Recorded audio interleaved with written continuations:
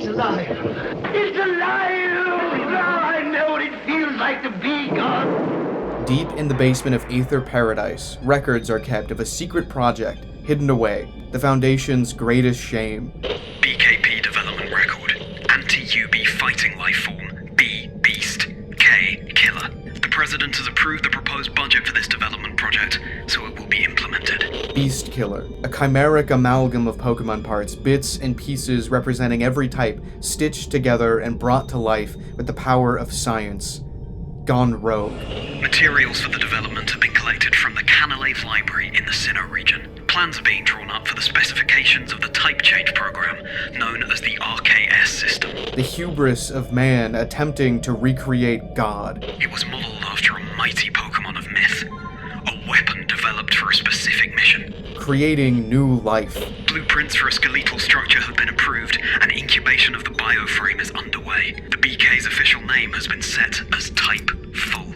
Production of 3 models has been completed. They are identified as serial number 01, serial number 02, and serial number 03. All 3 models rejected the RKS system upon initialization during testing. Shortly after these initialization errors, all 3 models of Type Full went berserk. The Type Full experiment.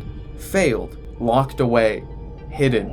Models have been fitted with control masks to mitigate the effects of their rejection of the RKS system. All 3 models of Type Full are to be cryogenically frozen for the rest of eternity. The names of these models has been changed from Type Full to Type Null. Unleashed. Saved by a runaway. And now, it's about time I got a couple for myself.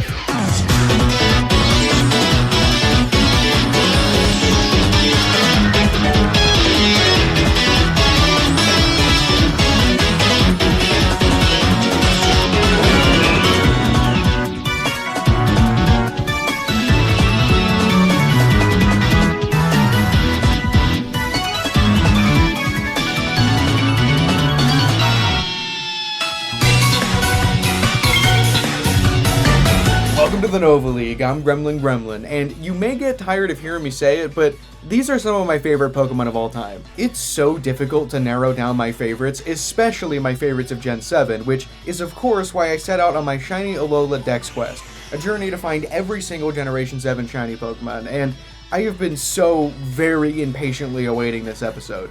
I'm obsessed with Alola, and I'm particularly obsessed with this aspect of its lore. It's lodged itself so firmly in my mind that it served as the inspiration that shaped a vital part of the story of my books, Void Jumpers. And back when I started this quest, I had also gone back to school for my bachelor's in creative writing, and in that first semester I took a class on world literature with a focus on the grotesque. And for that class's final paper, I wrote about Lusamine's family, as she and her children all have unique interactions with the grotesque concept of hybridity, given Lusamine's fusion with Nihilego, Lily's connection to Solgaleo or Lunala and their fusion with Necrozma, and Type Null's chimeric nature and its connection with Gladion. Lusamine and Lily I'll have more to say about later, but Gladion? Man, where to begin? Is there even a Pokemon as singularly associated with its trainer as Type Null and Silvally are to Gladion? Canonically, when Gladion broke through to the Rogue Null and befriended it enough to discover its evolution, he was the one that gave it its name. Its dex entry in Moon reads, although its name was Type Null at first, the boy who evolved it into this form gave it the name by which it is now known.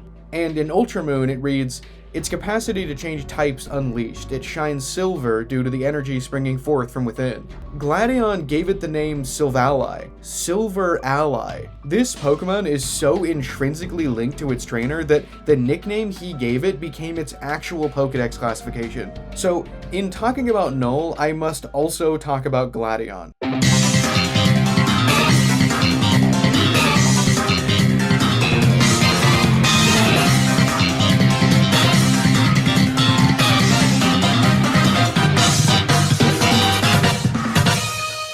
Upon battling him for the first time in Sun and Moon and seeing his type Null, I instantly became fascinated by the Frankenstein's monster type look about it. Stripped of the context of the cartoonish depiction of Pokemon's art style, taken literally, this design is inherently grotesque. It's a chimeric creature formed of other Pokemon parts, with pieces that don't belong together, bug-like claws, feline or canid hind limbs, a fishtail fluke, draconic scales, and hidden beneath that horrid mask, bird-like feathers and a beak. The mask, by the way, is created with imagery invoking Arceus, the god of the Pokemon world, a deity which Null was canonically created to mimic the power of. A man-made deus ex machina, a futile attempt to fight back against the alien invasion of Ultra Beasts in Alola, an effort to create divine power where none would step in to save humanity. Null, that scrapped experiment, is constrained by a reminder of what it failed to become. A failure, by the way, that is the fault of its creators. The scientists of the Aether Foundation neglected the one thing required to make a Pokemon thrive: friendship. It is the core through-line of Pokemon games that the bond between trainer and Pokemon is friendship. They aren't tools made to fight against their will, despite what Kanto's Team Rocket saw them as, and despite what Unova's Team Plasma fought against. Lusamine, the president of the Aether Foundation, viewed Pokemon as tools, as a means to an end. And that outlook extended to her children. In Lusamine's desire to understand the power of the Ultra Beasts, she sought a way to defeat them, an artificial Pokemon created in the image of God. Her control prevented the experiment from working. Her control extended to her family. Lily is not allowed to choose what she wears. Instead, her mother dresses her. Her obsession with Ultra Beast seeps into her fashion sense, likely subconsciously, but perhaps even purposefully. Mother! Calling me mother! I don't have any children. Certainly not any wretched children who would run off and reject my love! She does not allow room for friendship in building up her creations. Because of this, both Lily and Gladion run away from home, taking with them legendary Pokemon that they saw themselves reflected in, imprisoned by the Aether Foundation. Lily, Cosmog, and Gladion type Null. Where Lily finds herself in her stolen Cosmog under the care of Professor Kukui, Gladion and Null fall under the wing of Kukui's rival, the leader of Team Skull, ya boy Guzma. Parallel stories play out for the siblings as their threads converge around you, the player, and your friend Hao. As Lily tries to keep Cosmog safe and secret, Gladion instead attempts to train what Aether saw as a failure in Null. Gladion's edgy design reflects his character, that angst that he holds against his mother, sure, but also the ripped clothes and the design of the zipper on his hoodie showing the red undershirt beneath is a cartoonish visual metaphor for Null's slashing claws, the friction in their bond to begin with, a friendship that Null, as a tortured creation of Aether, denies, that Gladion, as an angsty runaway, persists, seeing himself in the Foundation's failure. Lily sees a scared, weak child in need of protection. Gladion sees a troubled and imprisoned failure in need of breaking free of its constraints. In these legends, the siblings see themselves. Sitting there in that battle against Gladion for the first time, seeing type Null, I sat back and listened to Gladion's theme, and although I didn't know his story yet, looking at type Null and listening to the music that so clearly conveyed conflict, a desire to break out, angst, a runaway, and friendship, I became enamored with this Pokemon and its trainer. You and Hao as friends in Alola journey throughout the story to break through to Gladion, as you slowly earn his trust and become his friend, just the same as he is doing with Null, and at the moment that Gladion finally considers himself your friend, a battle begins that reveals that Null has broken through the shackles of the Aether Foundation and has become Gladion's friend in turn. It has become its ultimate form, Silvally. An evolution only achieved via the game mechanic of maximum friendship, a game mechanic used in this way to convey story, a perfect encapsulation of Pokemon as a game and a narrative. The success of Project Type Full that the Aether Foundation sought and failed to achieve was brought out by Gladion because the Foundation neglected the most important part of training a Pokemon. And now, Silvally lives up to the image of Pokemon's god. It unlocks its ability to change types with disk drives via the RKS system, just as Arceus does with the plates and its multi-type ability. Its shiny palette, too, mimics the gold of Arceus' shiny, though more subdued, not quite reaching its power. I think people forget that this connective tissue between Silvally and Arceus isn't a fan theory. This is straight up textual canon, explained via the BK files from the Aether Foundation, which, by the way, shout out Chizindra for reading those to help give a dramatic air to the cold open. I should make clear, I didn't write those entries. That's actual text you can see in-game. I just dressed them in a neat presentation with some creative liberties on the visuals. Null's story is crazy. It reminds me actually of the journal entries you can read in the Cinnabar Mansion way back in Generation 1, and I think that connection is intentional. As a 20th anniversary celebration, Sun and Moon introduced a perfect new legendary, an homage to the god of Pokemon introduced in the 10th anniversary games, and a callback to the most iconic legendary of the first games of the series, the synthetic, lab-grown, man-made Mewtwo. And in talking about celebrating the series, I've got a lot to talk about in this video beyond just type Null and Silvally, but before you get too antsy, yes, this is a shiny hunting video, and it's a bit of an odd one. I plan on finding both type Null and Silvally in this video, though I'm going to hunt them in two different ways, and between the hunts, I'm going to talk about one of my favorite aspects of Ultra Sun and Moon, Team Rainbow Rocket.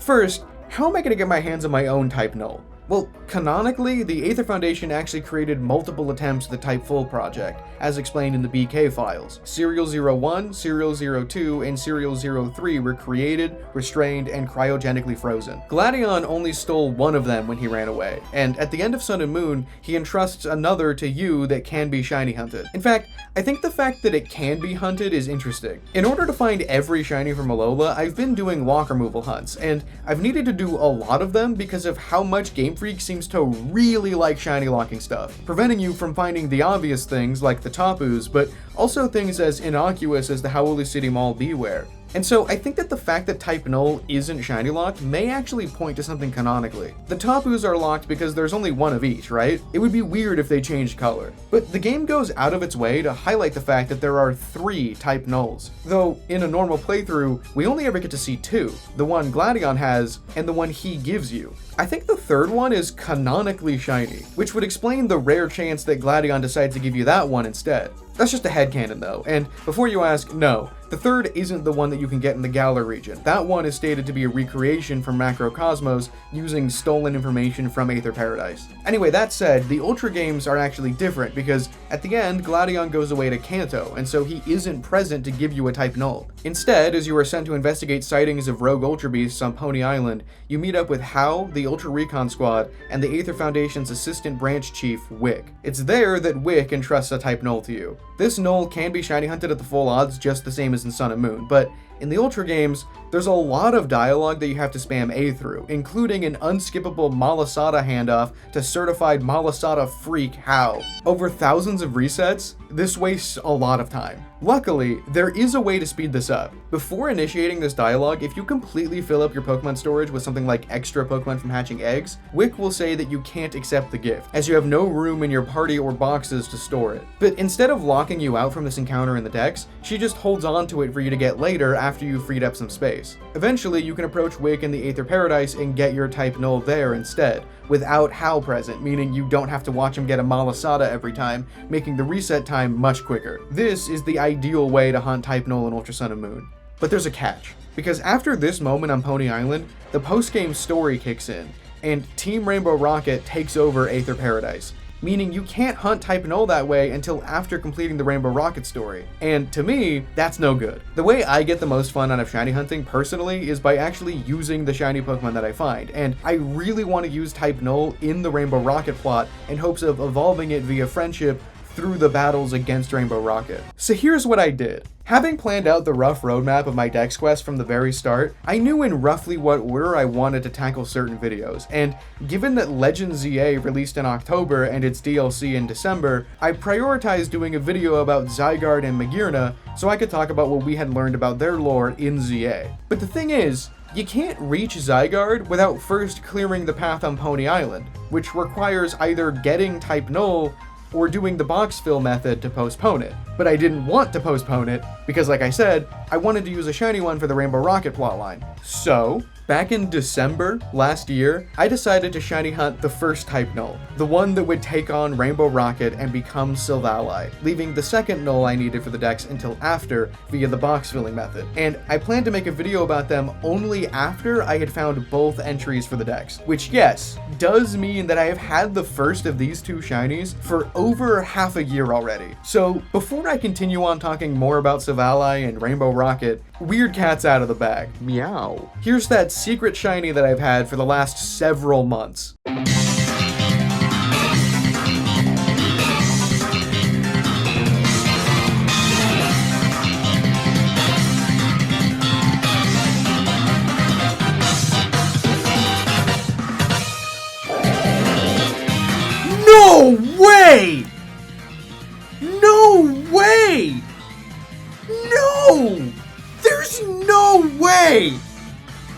literally no way.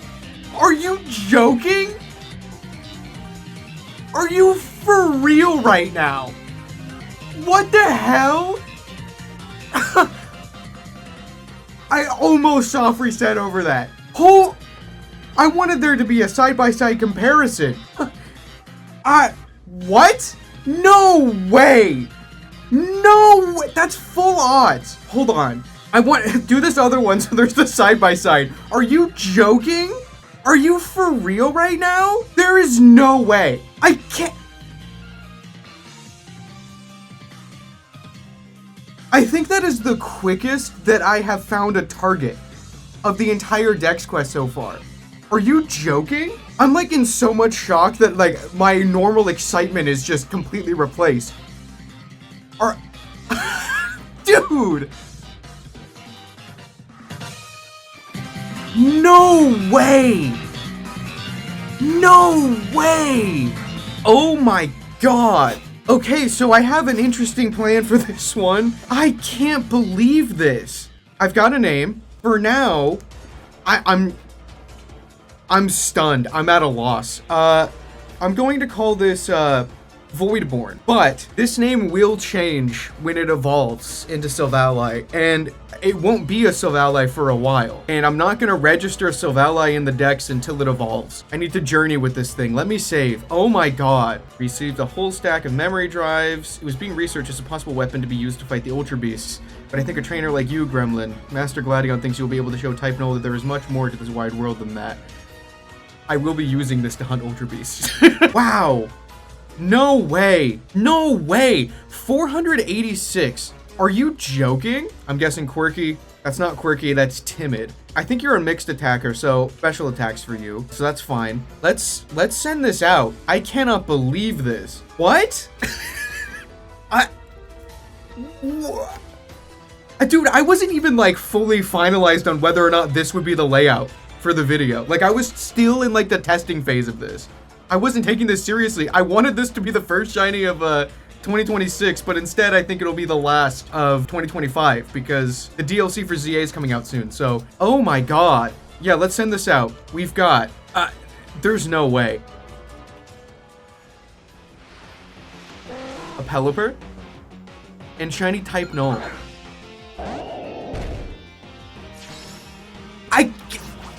I can't. Wow! Oh my god! Okay, well now I have to fill up my boxes in Ultra Moon so that I can prep Type Null for after Rainbow Rocket. And I am not starting Rainbow Rocket for a while. This is crazy. Unbelievable. That is nuts. Okay, let's check this out and refresh. No way. This is such a weird reaction. I'm just like, I can't believe it. It almost feels unearned in a way. That's ridiculous. I'll have to check. I'm pretty sure that it's definitely not the new quickest phase, obviously. Glalie. But I think as far as like full odds targets go, that has to be the quickest. Hey. Hey, buddy. Oh my god. I love this Pokemon so much. Previously, like I've hunted this multiple times, never this way, and I always like rush to get Silvally. But I love Type Null just as much, and so I'm looking forward to spending a lot of time with this form before it eventually evolves. It'll also be interesting to see how much time passes between now and then, because that'll mean that this reaction in this video is from the past, from your perspective last year, but I don't know by how much. I don't know what's happened in between. This is crazy. This is really crazy. You know, just in preparation for like, I have no idea how long it's gonna be. So for posterity's sake, as of right now, it is December 7th. TheNovaLeague has 12,472 subscribers.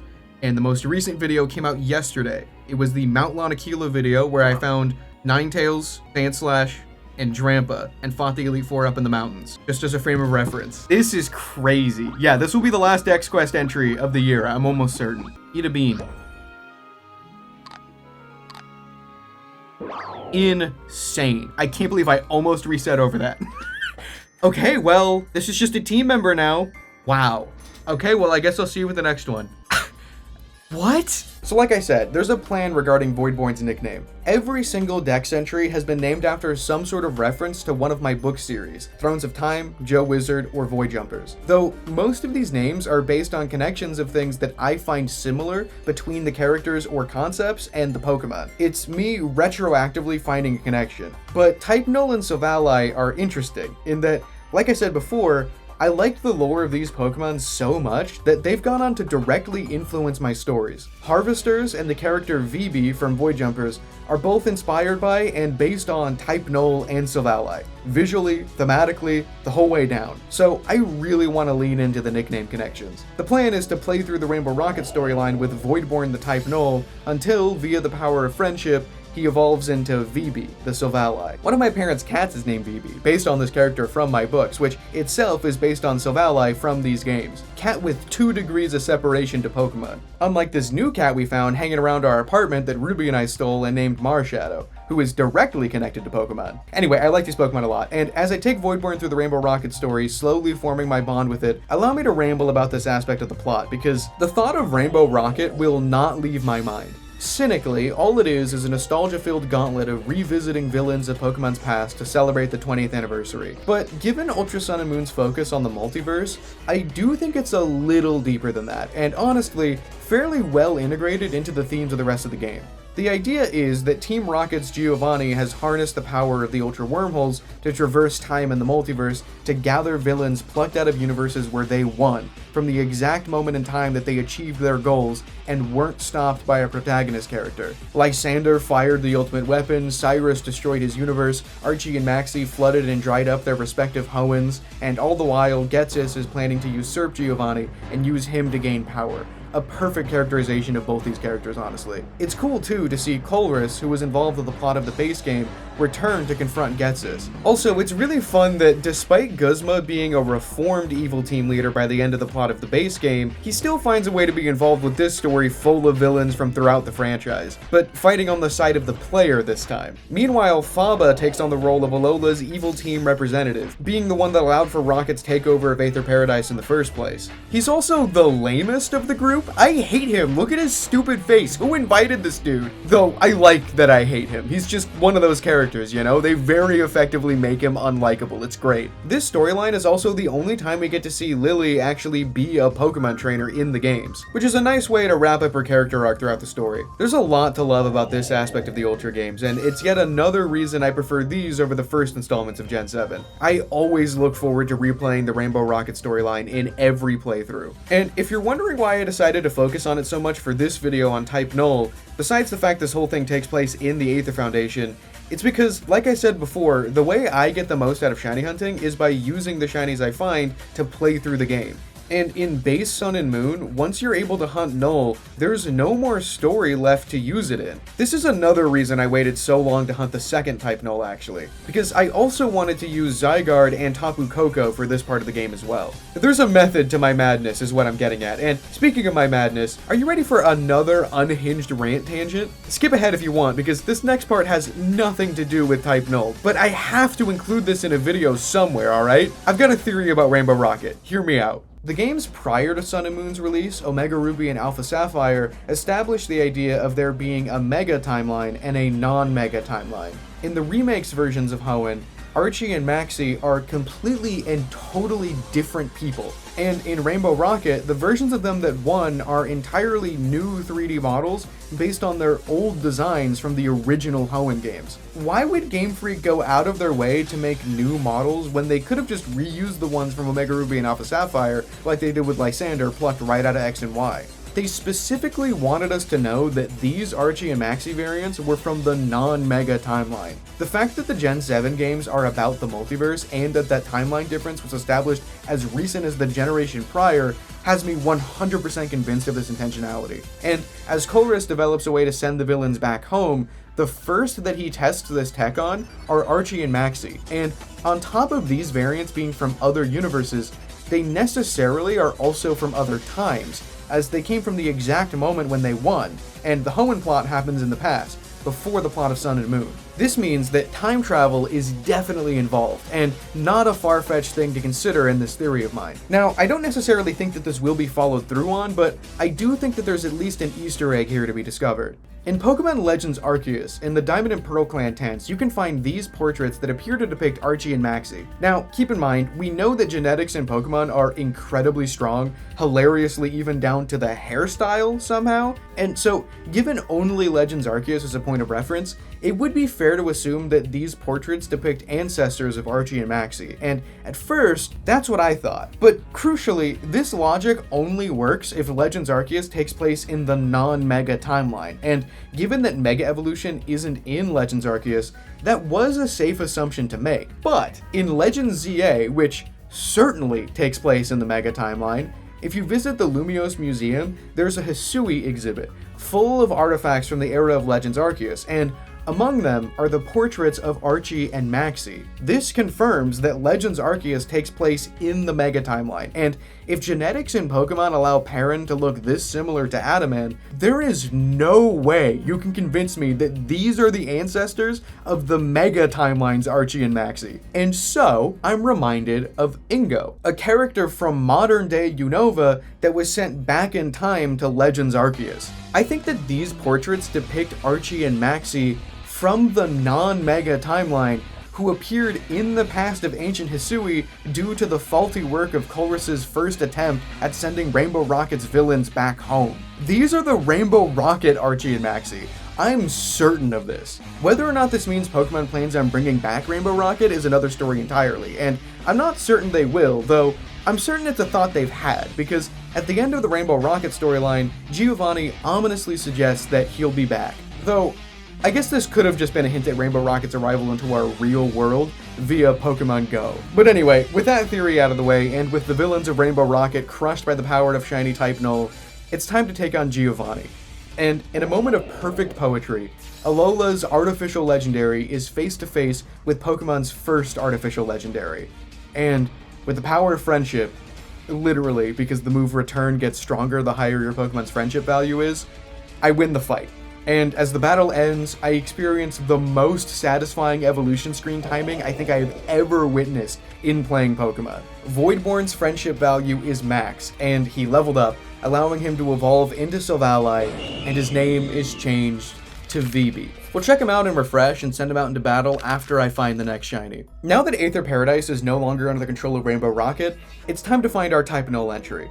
It's a good thing that this way of hunting it is quicker, given that since Ultra Sun found Silvally, I can only single hunt Type Null in Ultra Moon now. It's been a long time since I found the first shiny of this video, and one of the reasons it's taken me this long to start the hunt for the second one, besides just getting the first out of the way so I could find Zygarde, is simply that I wanted to give myself some time between hunting the same target. My Alola Dex plans are part structure for the flow of the series, and part maximizing my enjoyment of this journey. I want to mix it up as much as I can and spread similar soft reset hunts and random encounters around for variety. Which, by the way, if you're wondering why there are some Pokemon I still haven't made videos about yet, even though I could have by now, that would be why. Trust me, I haven't forgotten about them, I'm just following my plans. Now that I've thoroughly stalled with 6 Alola Dex videos between these shinies, I'm ready to commit to the single hunt for the repeat and finally make a video about these awesome legendary Pokemon. Here's the shiny.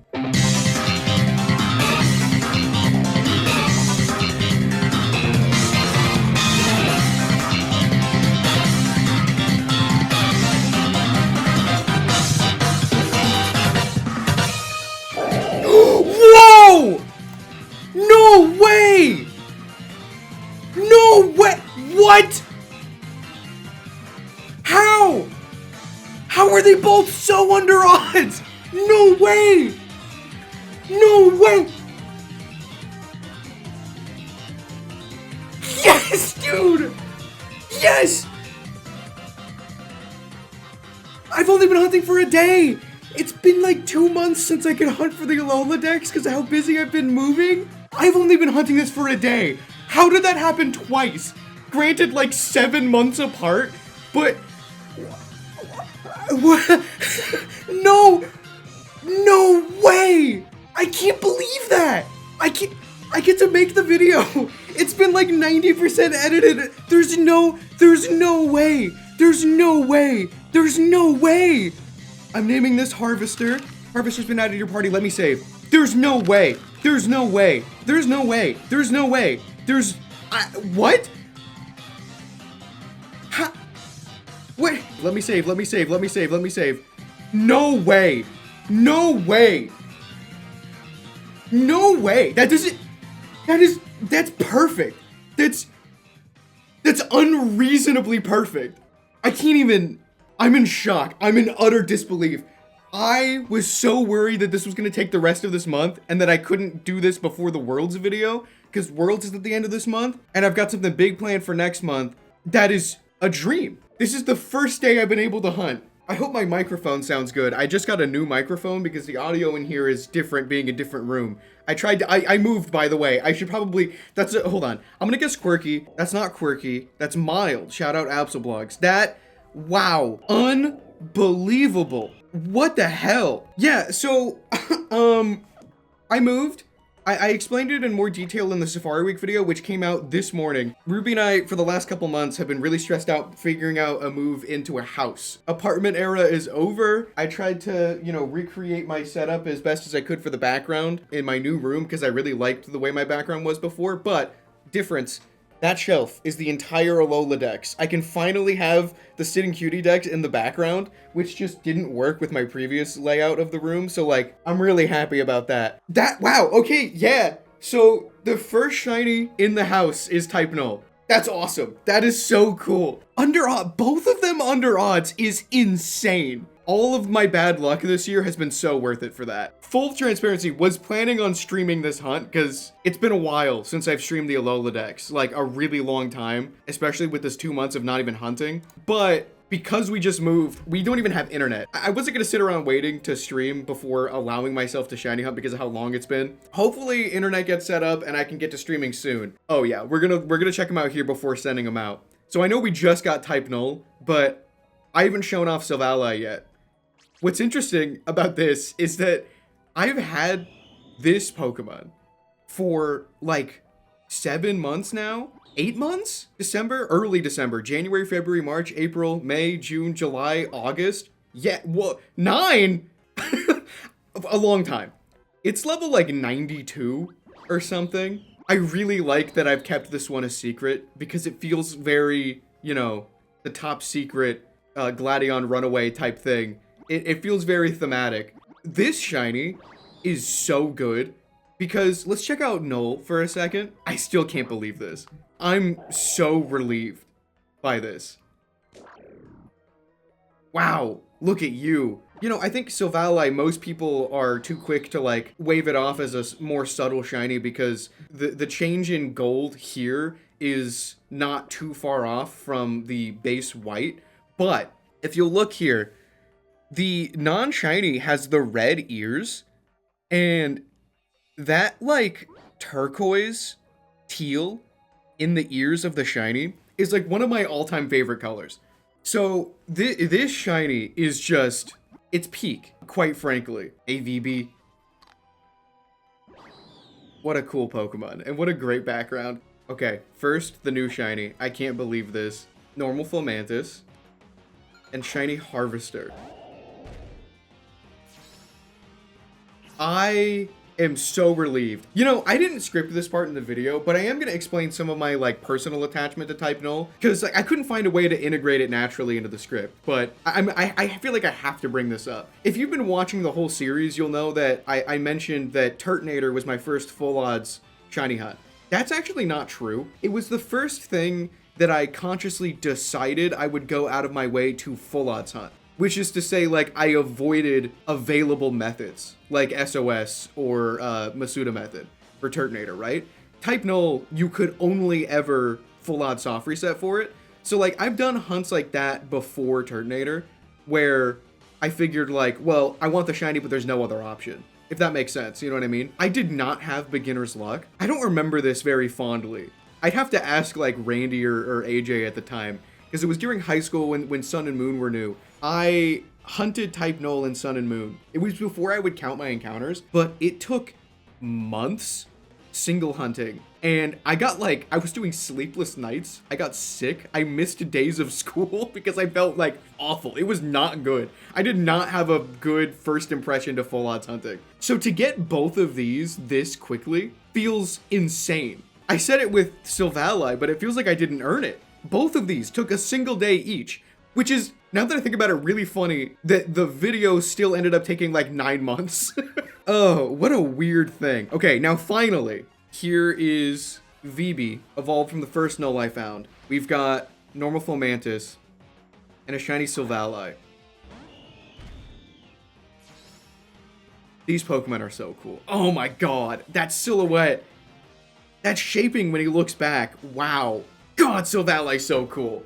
I love that thing! So we sent it out in its normal form, but it's got the RKS system ability. Because I have type Null now, I was gifted all of the memories in this main file. So we have to check out what it looks like in all 18 memories. I have been using this Silvally in its normal form for the last 9 months, specifically holding out on not giving myself any of the memories from my other save file to wait to decide its type till now. First, let's check out the fighting memory.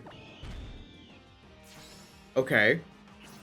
Orange. I forgot that the color changed in the little control thing and the eyes as well. Probably the type I'm gonna settle on is whatever matches the ear color the best. I feel like Gladion having the fire type one makes the most sense for the red ears. And also that's the one I associate with Gladion's anyway, because it's in that key art that I referenced for the thumbnail. But also it's the type that he chooses if you pick Rowlet. And I almost always go Rowlet, so I always associate his Silvally with the fire memory. But I'm wondering which will go best. This is poison. Ooh. You know, that doesn't match the ears, but I'm partial to purple myself. I'm leaning towards this. I wonder what Dragon's gonna look like, actually. Alright, speaking of the fire memory. Okay. Yeah, not my favorite for the shiny, I don't think. Okay, we've got the water memory. That is a lot lighter blue than I would have expected. That's more what I would expect for, like, ice or flying. That's interesting. I was expecting, like, a dark blue. All right, electric energy. Okay. Yeah, I need to see a close-up of the face on this one. Ooh. I do kind of like that. He does kind of have jaundice with it. Grass memory. Huh.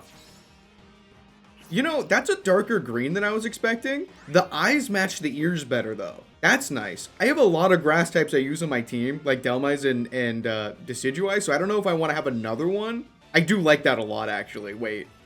Ooh, green for Gremlin. Oh, that matches the ears really well. Okay, grass and electric is my ranking right now. Okay, let's give it the ice memory.